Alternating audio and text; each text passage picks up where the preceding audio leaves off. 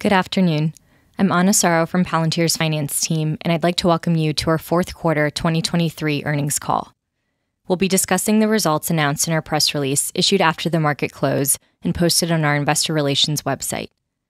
During the call, we will make statements regarding our business that may be considered forward-looking within applicable securities laws, including statements regarding our first quarter and fiscal 2024 results, management's expectations for our future financial and operational performance, and other statements regarding our plans, prospects, and expectations. These statements are not promises or guarantees and are subject to risks and uncertainties, which could cause them to differ materially from actual results. Information concerning those risks is available in our earnings press release, distributed after the market closed today, and in our SEC filings. We undertake no obligation to update forward-looking statements except as required by law. Further, during the course of today's call, we will refer to certain adjusted financial measures.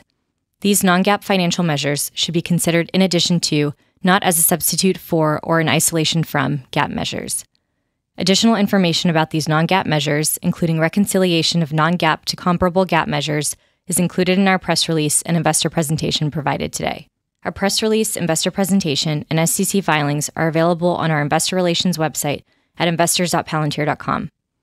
Over the course of the call, we will refer to various growth rates when discussing our business. These rates reflect year-over-year comparisons unless otherwise stated. Joining me on today's call are Alex Karp, Chief Executive Officer, Shyam Sankar, Chief Technology Officer, Dave Glazer, Chief Financial Officer, and Ryan Taylor, Chief Revenue Officer and Chief Legal Officer. I'll now turn it over to Ryan to start the call. 2023 was a tremendous year of opportunity and growth for our company, with U.S. commercial at the forefront, which was meaningfully driven by AIP as the product and boot camps as the go-to-market motion. We closed out the year with $608 million in fourth quarter revenue, representing 20% year-over-year and 9% sequential growth. Our commercial business surpassed $1 billion in revenue over the last 12 months, a noteworthy milestone. And our fourth quarter commercial revenue grew 32% year-over-year. AIP and boot camps are accelerating our business, particularly in U.S. commercial, where fourth quarter revenue grew 70% year-over-year, evidencing a significantly expanding addressable market. In October, we set a goal of executing 500 AIP boot camps within 1 year. We have already blown that goal out of the water, having completed more than 560 boot camps across 465 organizations to date.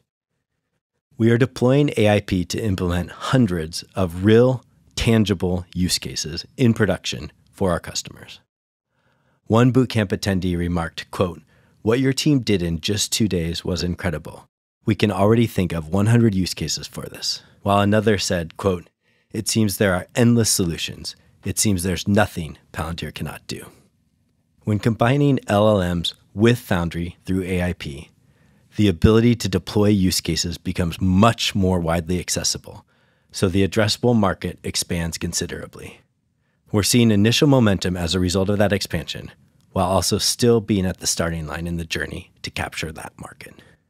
In our U.S. commercial business, the expanding addressable market driven by AIP is propelling growth both through new customer acquisitions and expansions with existing customers. I've never before seen the level of customer enthusiasm and demand that we are currently seeing from AIP in U.S. commercial. With regard to new customer acquisition, the expanding addressable market is reflected in the greater scale of the top of our sales funnel. And now we're doubling down on how we're converting boot camps to enterprise deals. We're already seeing evidence of boot camps helping to significantly compress sales cycles and accelerate the rate of new customer acquisition, which rose to 22% sequentially for U.S. commercial in Q4 versus 12% and 4% in Q3 and Q2, respectively. And we more than doubled the number of U.S. commercial deals with TCV of $1 million or more from the fourth quarter in 2022 to 2023. We're also seeing a meaningful increase in our U.S. commercial TCV on a dollar-weighted duration basis, which is up 107% year-over-year and 42% sequentially. We signed a multitude of U.S. commercial deals last quarter.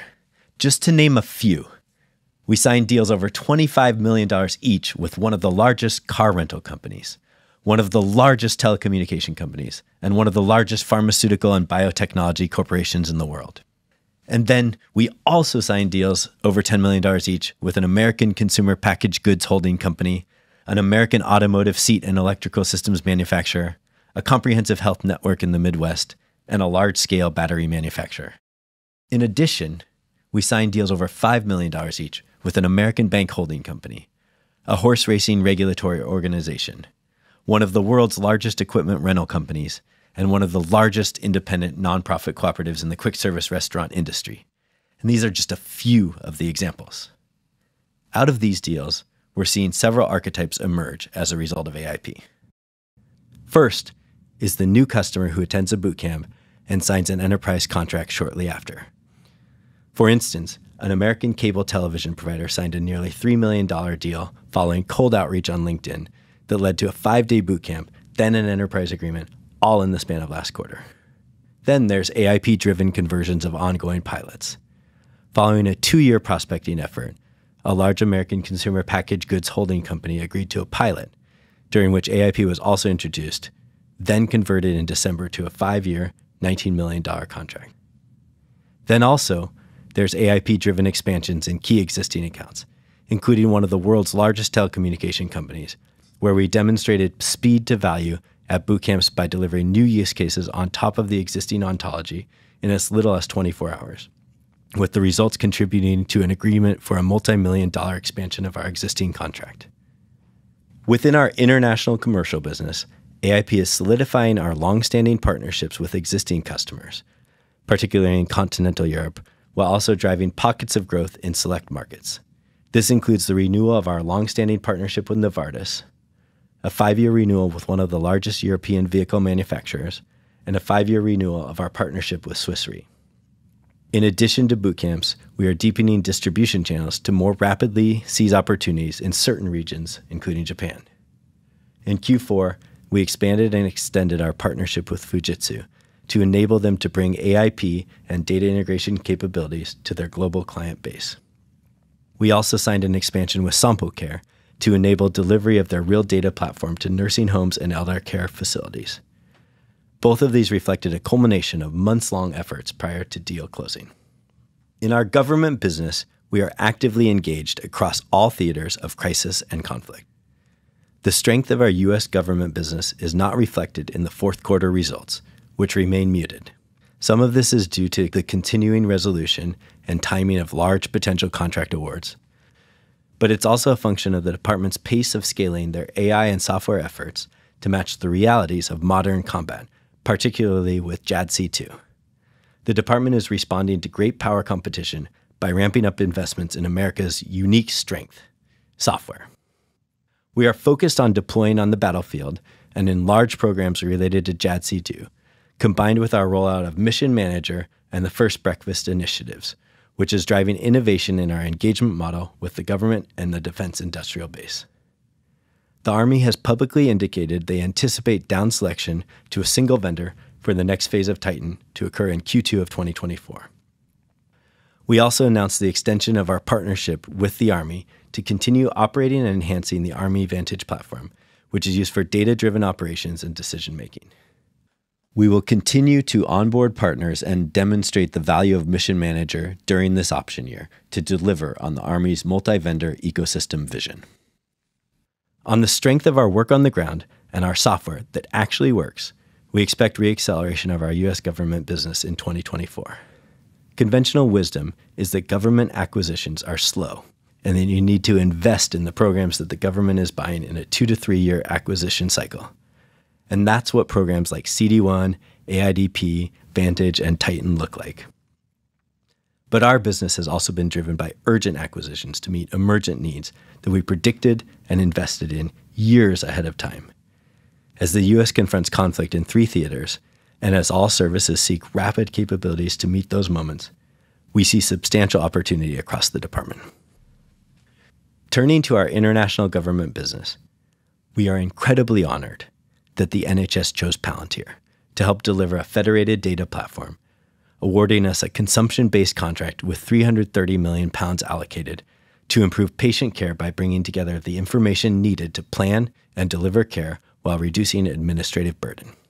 Over the past few years, an increasing number of NHS trusts have used the software to reduce the care backlog.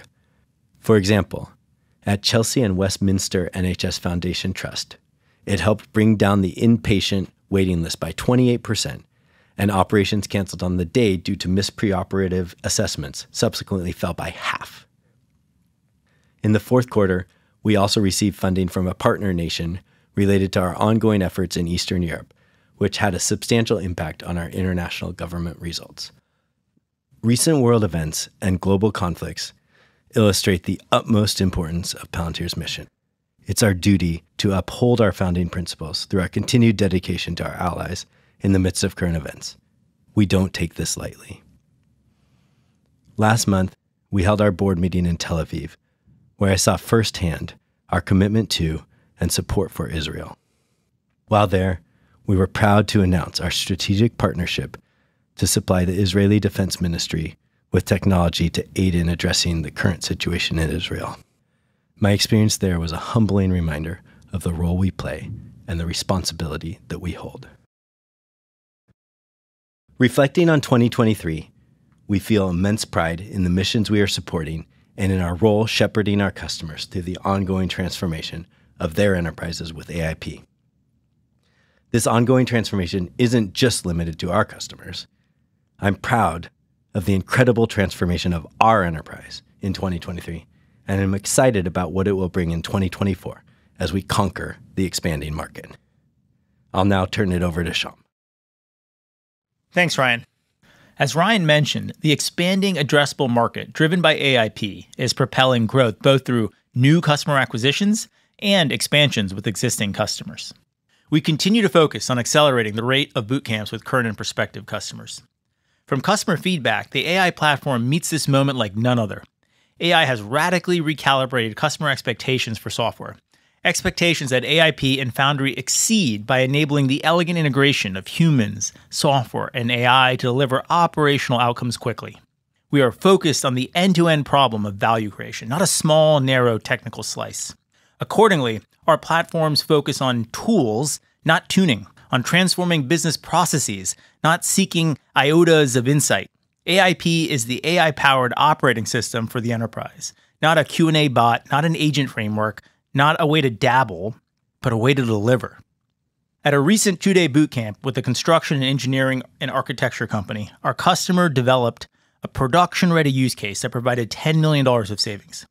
They used AIP to build an AI-powered disruption manager application that processes production disruption notifications through AIP logic to determine what the best new production plan would be. AIP, wielding a linear optimizer as a tool and using LLMs to parameterize and contextualize the disruption, translates the notification to a clear understanding of impact on the optimized schedule. AIP Logic and AIP Automate then rerun the optimizer to generate opportunities to respond to the disruption. 2 days, $10 million.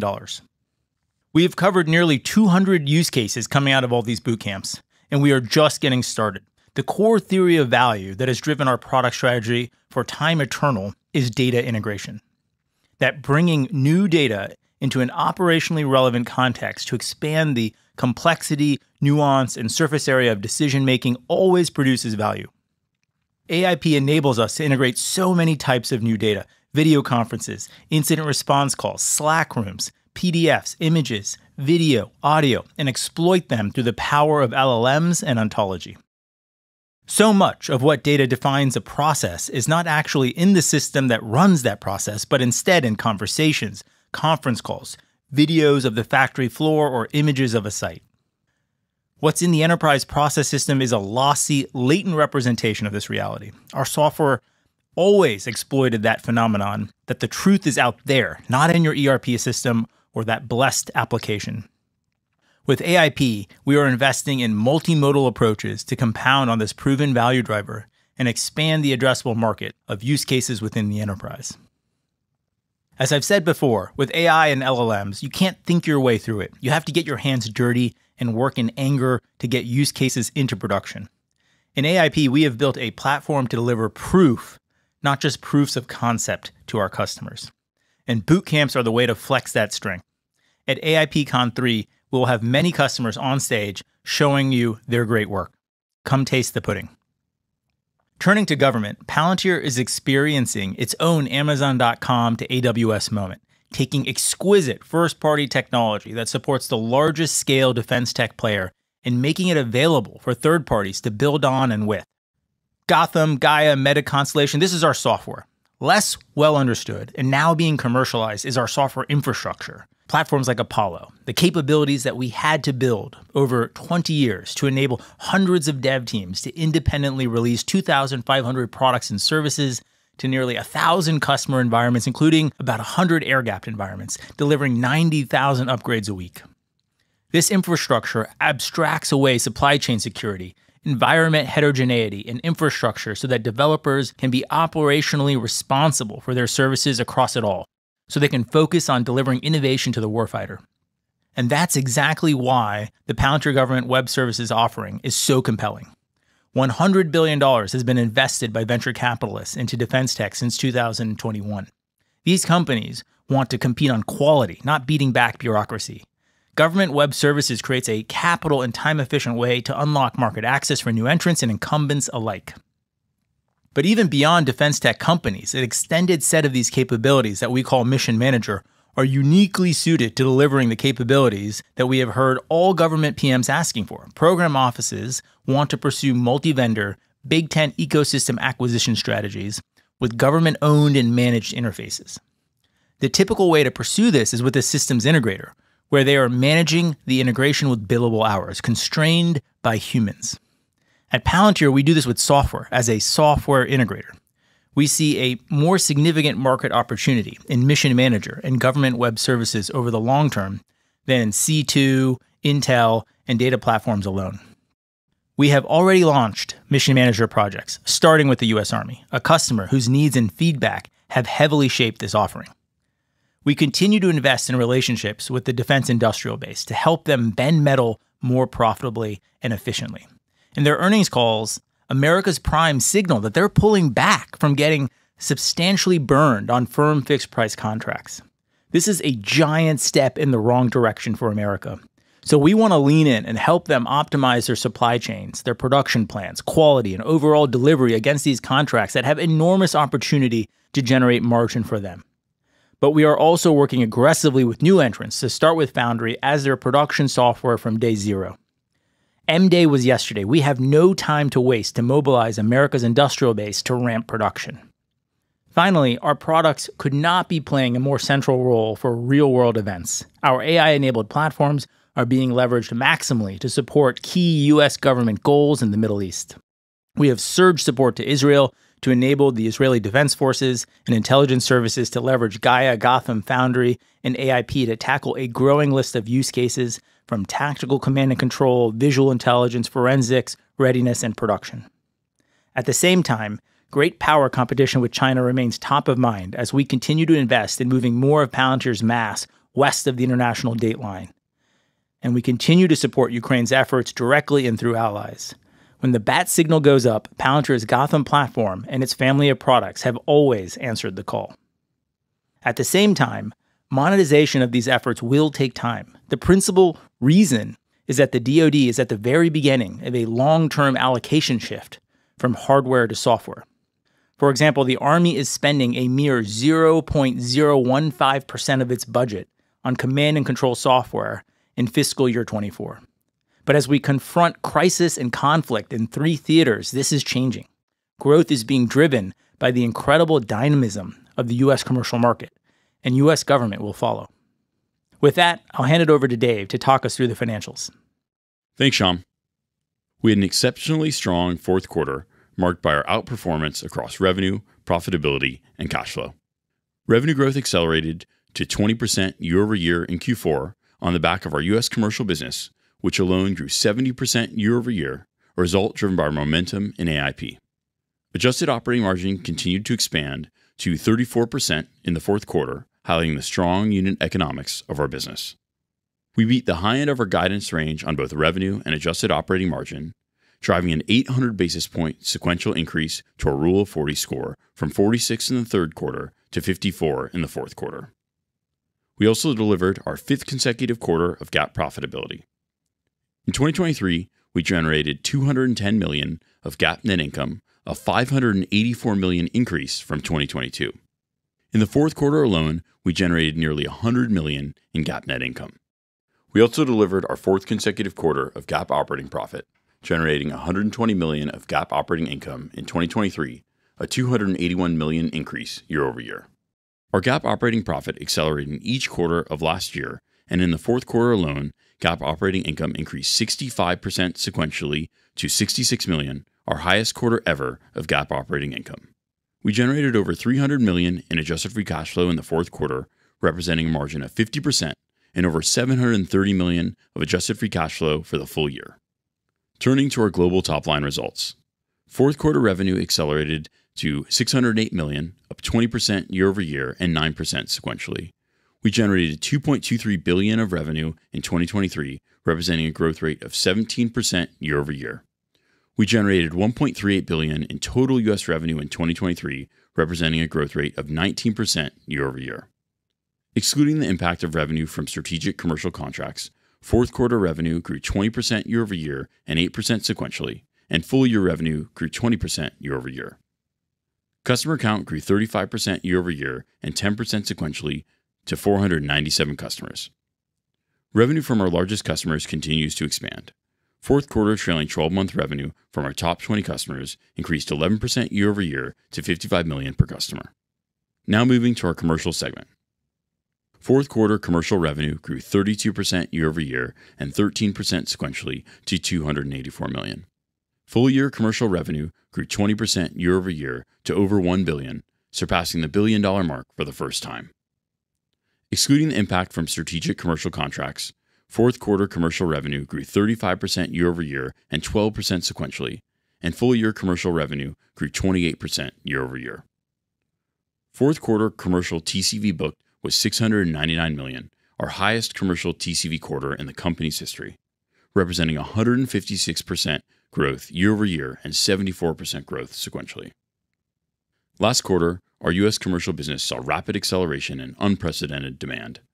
Fourth quarter U.S. commercial revenue grew 70% year over year and 12% sequentially to $131 million. Full year U.S. commercial revenue grew 36% year over year to $457 million. Excluding revenue from strategic commercial contracts, fourth quarter U.S. commercial revenue grew 71% year over year and 8% sequentially, and full year U.S. commercial revenue grew 52% year over year. Our momentum in AIP is driving both new customer conversions and existing customer expansions. The transformation that AIP is having on our business is best highlighted in our U.S. commercial bookings and backlog. In the fourth quarter, we booked $343 million of U.S. commercial TCV, representing 107% growth year over year on a dollar-weighted duration basis. Total remaining deal value in our U.S. commercial business grew 32% year over year and 28% sequentially. Our U.S. commercial customer count grew to 221 customers, reflecting 55% growth year over year and 22% growth sequentially. Fourth quarter international commercial revenue grew 11% year over year and 14% sequentially to $154 million as we continue to capitalize on targeted growth opportunities in Asia, the Middle East, and beyond. As Ryan mentioned, we've been capturing value and footprint from AIP momentum, and 2 examples are from our work with Fujitsu and Sompo. These customers had been using AIP for months prior to the deal's closing, resulting in some revenue catch-up last quarter. Full-year international commercial revenue grew 9% year over year to $546 million. Revenue from strategic commercial contracts was $20 million for the quarter. We anticipate first quarter 2024 revenue from these customers to decline to between $14 to $16 million, compared to $33 million in the first quarter of 2023. We anticipate 2024 revenue from these customers to decline to approximately 2% of full-year revenue, compared to approximately 4% of revenue in 2023. Shifting to our government segment. Fourth quarter government revenue grew 11% year over year and 5% sequentially to $324 million. Full-year government revenue grew 14% year over year to $1.22 billion.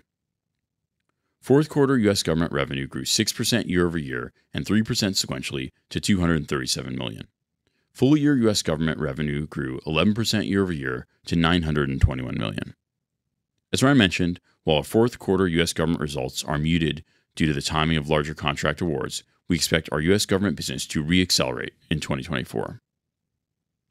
Fourth quarter international government revenue grew 27% year-over-year and 11% sequentially to $87 million, bolstered by our work in healthcare and defense.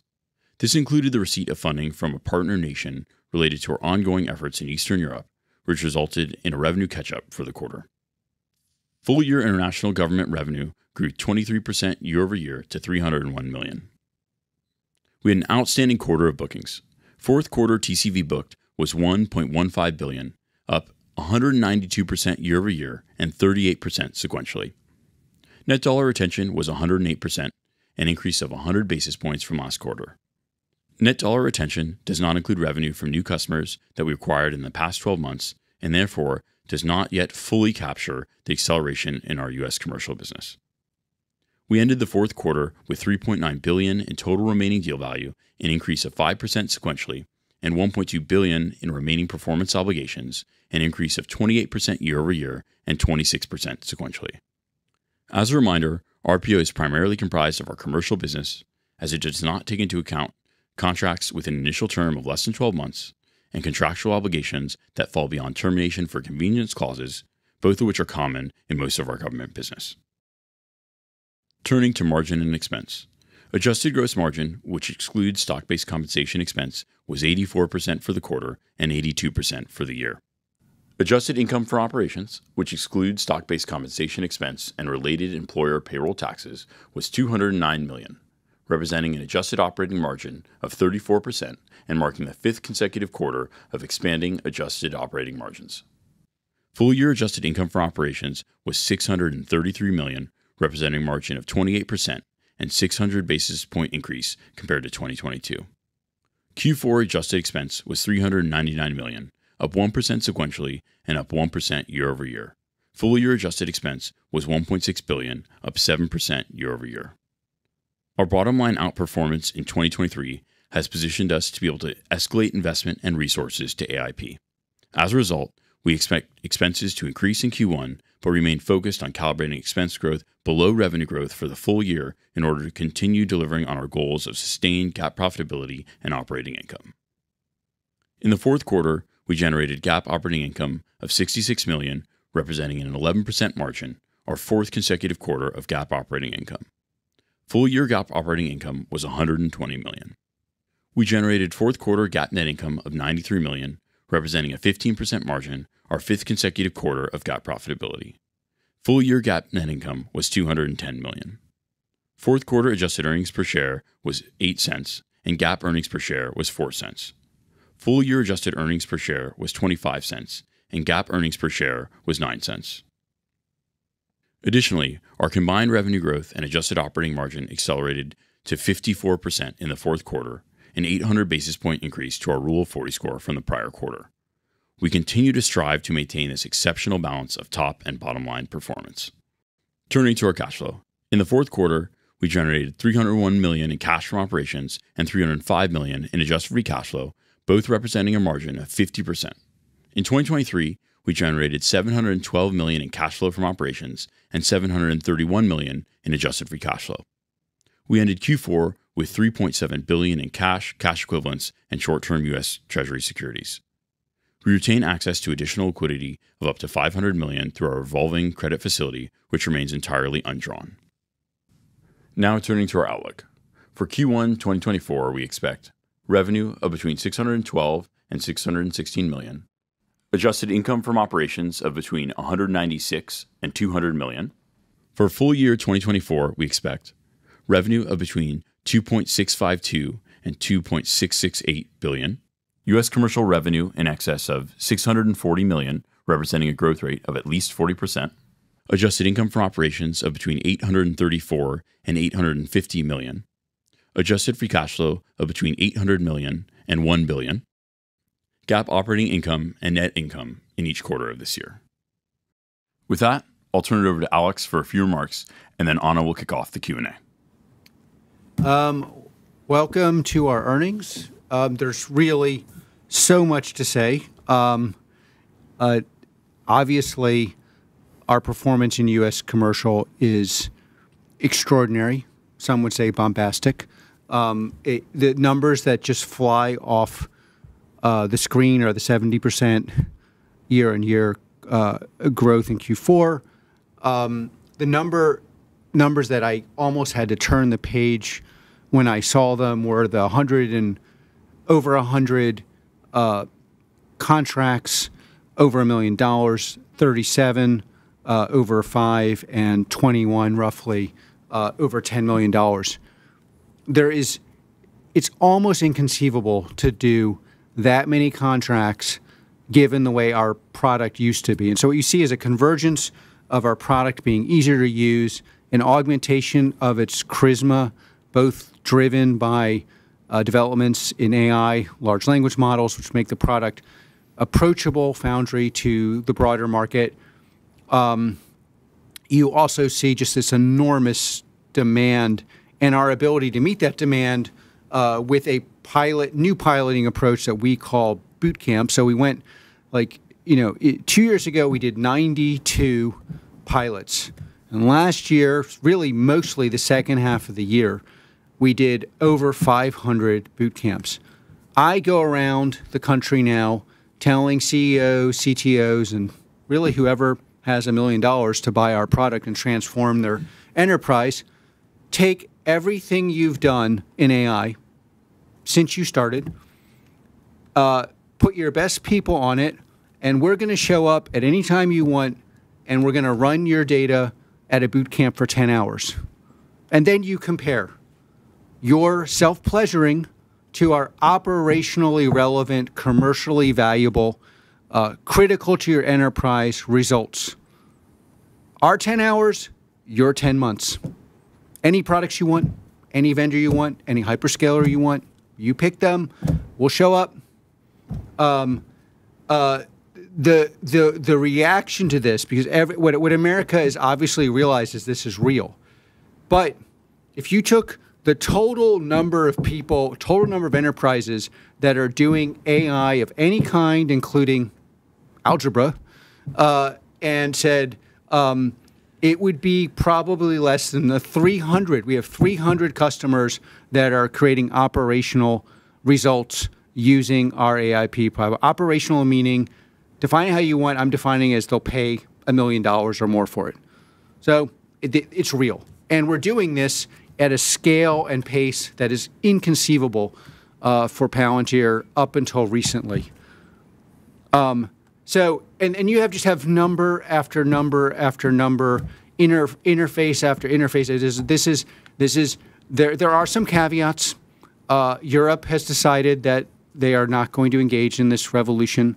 There are other caveats for our society. I don't want to spend too much time on that, but the winners are going to win more. This is a revolution for incumbents that have distribution and already strong products, which is why we're massively outperforming. There's some caveats for us internally. We're having to rebuild the whole system, our whole company, to deal with this demand. We have a latent, nascent sales force that has put its tiny toe in the water and has noticed it can move around. We have to build that into a strong, aggressive machine. There's some positive caveats. We're doing this our way. We are proud of our work on the front. We are proud that we support the U.S. We are proud that we support the U.S. military. We are proud to have an operational, crucial role in Ukraine. And I am exceedingly proud that after October 7th, within weeks, we were on the ground, and we are involved in operationally crucial operations in Israel. I know of no other software company in the world that has been engaged by Ukraine and Israel, or in general, I'm not sure they have bought software from any other company at our scale. These are momentous events built on the back of a 20-year assumption that software would define our reality. The winners would be those that understood software, rejecting linear, narrow, sales-driven software, Frankenstein monster infrastructures that have been so historically popular for investment in Silicon Valley, rejecting sophism as not only approach to business, meaning I only say what I believe if it doesn't matter, or I never say what I believe. Those assumptions have seeped into our products, whether they're a military product or they're Foundry or Ontology or AIP. They also, by the way, for those listening who think our strategy is crazy, many of your best people are applying to Palantir now.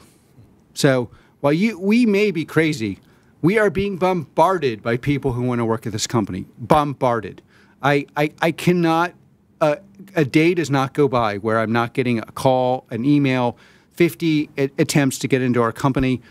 We are white hot in recruiting. We're a 20-year company with the strongest recruiting I've ever seen from a company that's historically had the strongest recruiting in the most competitive environment in the world, Silicon Valley. That is because we stand behind our values and because we intend to win with those values, which we're proving. So this was an extraordinary last year. We also took care of making sure we're aligned internally on comp. We are streamlining our events, the way we go to market. And I would also say from the perspective as the leader of our movement, nominally called the CEO of our company, we have never been this aligned internally. We are a company that engages the most talented, interesting, and difficult people in the world. Some of them are at this table. And there has never been a time where we have been this motivated, this in unison, and this proud of our company and our accomplishments. And so I'm proud to be proud with them, and we are going to keep on our efforts. And I foresee a very, very strong year, especially in U.S. commercial. I would also say the strength of our U.S. commercial and the strength of our products being used in the most difficult and most important war zones in the world is going to have a handoff function into USG. And I'm optimistic that handoff function will happen, and we will be as successful there as we are in USCOM.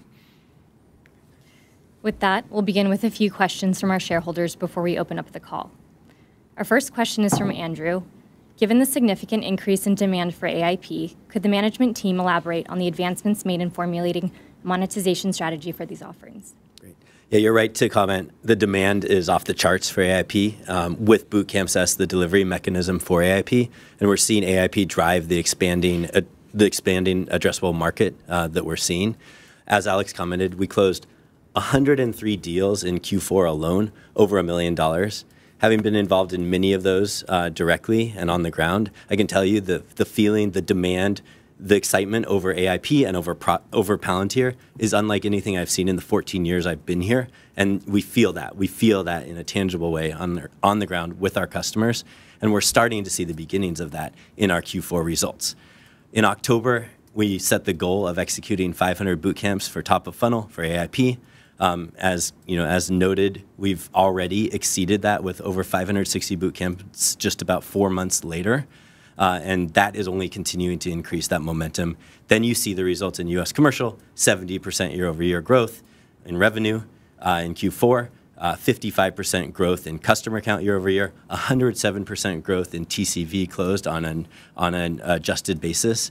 And then you see emerging from that the archetypes to the question on monetization, the archetypes of the types of monetization we're seeing. Either it's boot camps that are quickly converting to paying customers, or it's expansion of existing customers, or it's customers where maybe we've been engaged for a while, and with the introduction of AIP, that whole process has been accelerated. We're seeing that across the board, and yet at the same time, we've barely touched that addressable market, and we're really only at the beginning. So excited to see where that takes us. Thanks, Ryan. Our next question is from Tanner, who asks, what kind of interest has the FedStart program seen as of late? Has the market responded to this, and will there be additional marketing made towards these startups? And relatedly, when do you expect Apollo to be a significant contributor to Palantir's revenue? Great. Thanks, Tanner. Yeah, FedStart's been a hit, and I think it's easy to understand why. There's been $100 billion of capital that's flowed into the defense tech community at large. No one can afford the 2 years and $2 million it takes to achieve this accreditation. This provides market access. We've started with an intense focus on IL5, bringing folks to the DoD market. We plan to release an IL6 FedStart at the end of Q2 and FedRAMP High at the end of Q3, early Q4. And we're also going to be taking this to our allies. So we intend to launch FedStart with the UK on the secret network and above top secret network later this year. Apollo is having its moment. I think it's the charisma it has with customers when they see it running at scale, managing all $2.2 billion of our revenue. I think a big part of this is they've spent the last 2 years trying to solve these problems on their own and then viscerally understand how much value it can contribute to them, how much it can accelerate them, both on the government program side, but also on the company side, where companies are struggling with how to efficiently deliver modern software into these environments. But I think that the bigger thing that I'm really excited about is Mission Manager, which is Apollo, Rubix, which is our zero trust compute and networking infrastructure, and the Ontology Software Development Kit, the OSDK, as a combined offering to the government to really give the government what they've been asking for, which is infrastructure that allows them to build and manage multi-vendor, big tent ecosystems that drive continuous competition and allow the government to actually control the interfaces and avoid lock-in. And so you can think of FedStart as actually the first product that we've launched on top of Mission Manager infrastructure. We've started doing other projects, including Army C2 work, but that's going to be a very exciting trend for us. Let me just give an addendum here. Shyam launched and built FedStart, but but one of the most important things it did is before we launched FedStart, the $100 billion of investment in kind of new defense tech largely had the impression Palantir was competitive with them. And we weren't competitive with them. And FedStart aligns all those venture capitalists and all their investments and most of their companies with Palantir because we can allow them to get onto classified networks much quicker so that they can actually show results to their investors much quicker. And that means a lot of the resistance to us is not only disappearing, but it's actually been converted into support for Palantir, support for what we're doing. And those people are really helping spread the obvious Palantir gospel. Instead of wondering how they can compete with us, they're wondering how we can succeed together. Thank you both. Our next question is from Keith. Is your greatest competitor still your potential customer's own IT department, or has that changed? Thanks, Keith. We certainly used to feel that way, but when you look at boot camps, you look at how much charisma AIP has with IT, and the fact that we're winning with IT, with Apollo, with the OSDK, with capabilities like Marketplace, that's certainly not the case anymore. IT has become some of our biggest champions, and I think what that's revealed for us is that perhaps the issue was never actually IT. It was this software industrial complex. Everything Alex was talking about earlier, these thin products that were really designed to sell, and they're more like a drug than they are like medicine. And this sort of strict adherence to architectural conformity. But what I think is exciting about Gen AI is it's blown up all of that. You know, it's been a big reset button here. The whole map, the whole architecture is up for grabs, and we're working very closely with IT to write that map, to write the architecture that is actually delivering all of these operational use cases for these customers. Now, one of the coolest things about going to these meetings is it used to be 3-4 years ago, you could predict who was going to like us and who wasn't, and it's just not anymore. You go to these meetings and they'll often be the IT person telling the CEO, like, look, we have no choice. We need to install this quickly. And so there's a cultural shift in the U.S. I don't think it's outside the U.S. the case, but inside the U.S., people in IT are responsible for business value. This creates business value.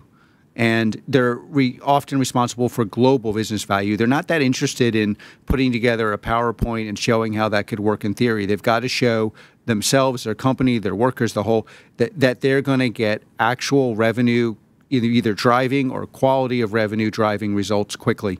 And they are almost exclusively now our friends. Maybe they can talk to some analysts. Like, we can convert you guys too. Thanks. Our next question is from Mariana with Bank of America. Mariana, can you please turn on your camera, and then you'll receive a prompt to unmute your line. Good afternoon, everyone. So I have two questions. One in U.S. government and the second one today on financials. So the first one is this. You mentioned in your prepared remarks, reaccelerating U.S. government growth and opportunities across the board. But this is contrasting to what we have heard from the primes this quarter. They have agreed that more things are moving towards software, but they argue that the DoD has to figure out how to buy software, and they have to figure out how to sell software. From your point of view, how large is the change that is needed in this award approach, but also how large is the advantage that Palantir has in this environment where you have been selling software for a long time now? Yeah, look, we've been doing this for 2 decades, as you point out, and I think that gives us a perspective of what was it like 2 decades ago and what is it like now. And it's wildly different, and so much has changed. Now, I don't want to underestimate how much has to continue changing, and I think the department recognizes that and is working on that. But to not acknowledge the progress, I think, would be disingenuous here. Unlike the primes who used to focus on hardware and now responding to software, we've always focused on software.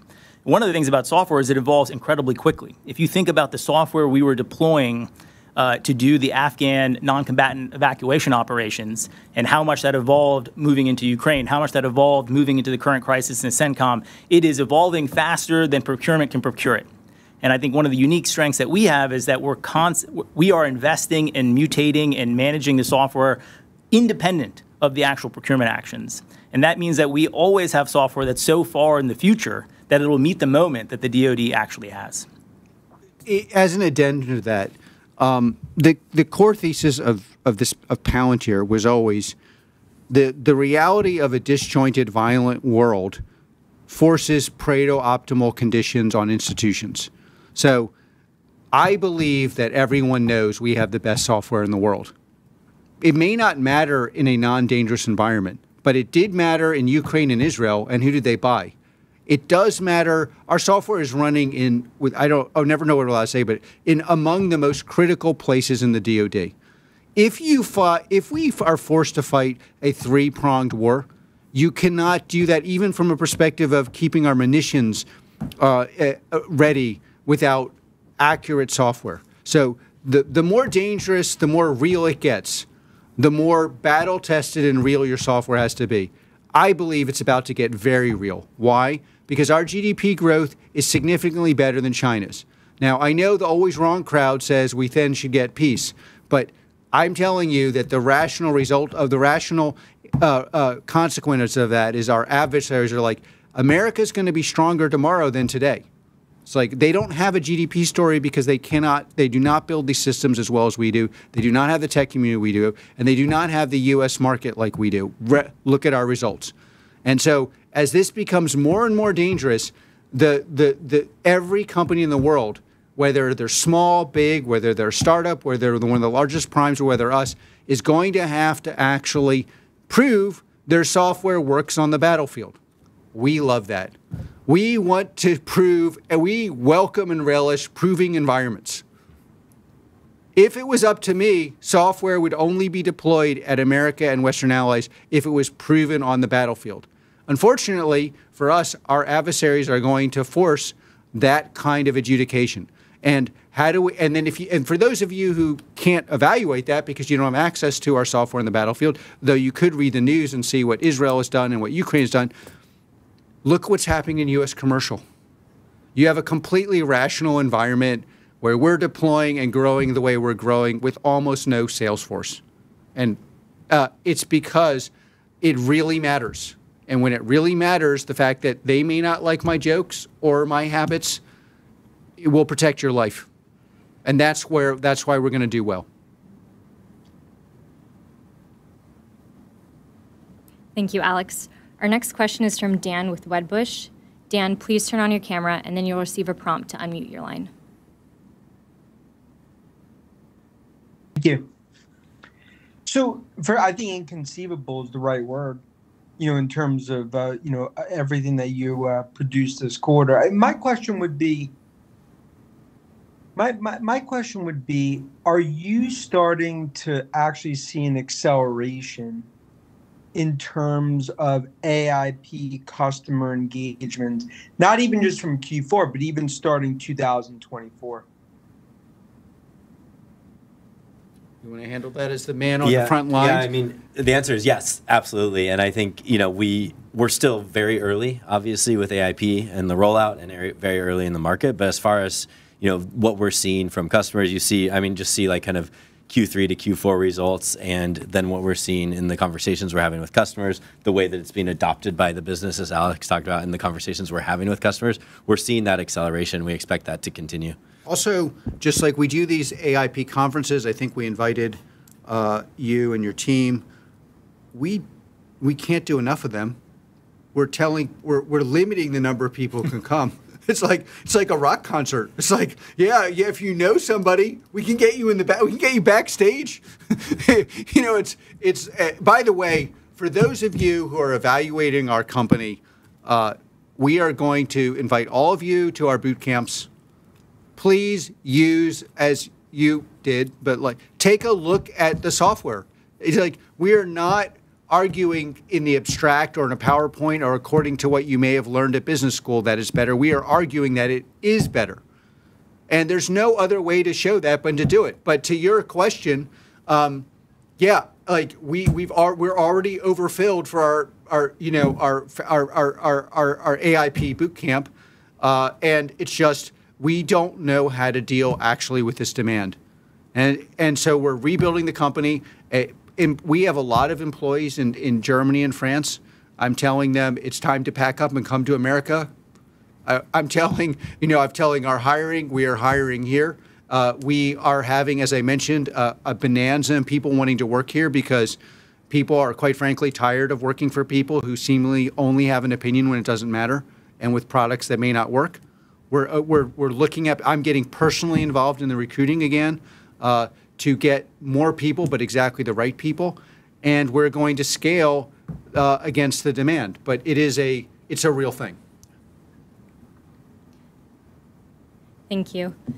Alex, as usual, we have a lot of our shareholders on the line. Is there anything you'd like to say before we end the call?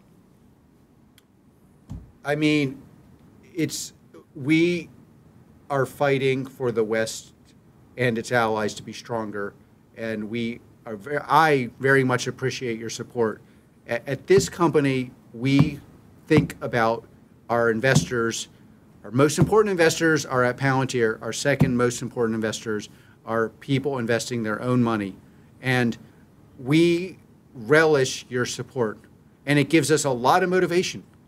I meet individual investors every time I go to a customer, basically. And I've had individual investors I've met at 2, 3 a.m. on a VTC, and I ask them, well, why are you working at 3 a.m. to make your enterprise better in AIP or Foundry? And they basically all say the same thing, because Palantir is fighting for my rights and my liberty.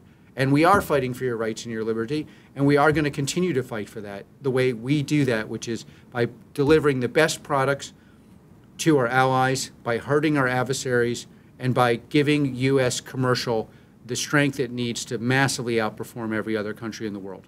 So thank you. Thanks, Alex. That concludes Q&A for today's call.